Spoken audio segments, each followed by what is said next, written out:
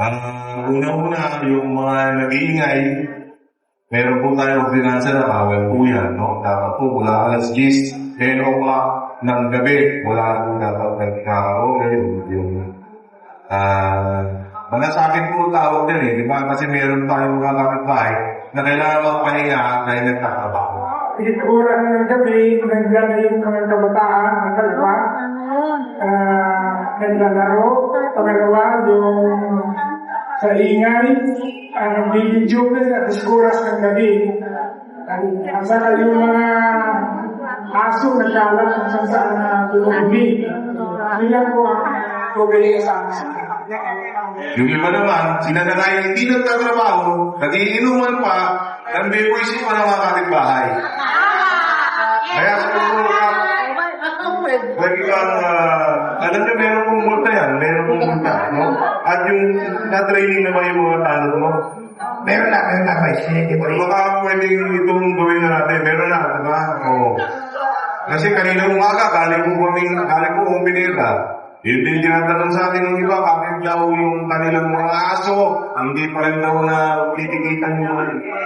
So, ngayon ito, sinasabi ko na sila, meron ng OBR, meron ng panikit ang ating mga barangay.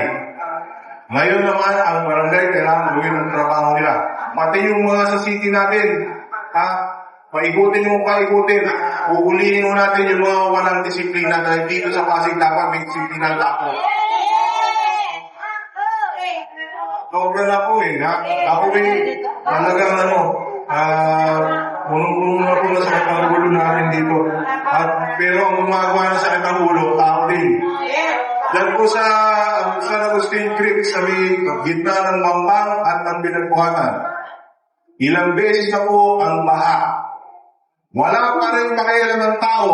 May umuulan at ang tubig, basura, plastic, nandun lahat sa creek.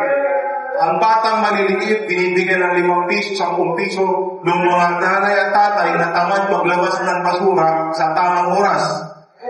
Pinapatapon sa gilid-gilid kung saan-saan. Alam ko, dito nangyayari din po yan. Warning na po ito. Maninigil po tayo at ulitin ko.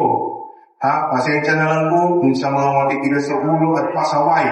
Wala akong pakiusapan dito.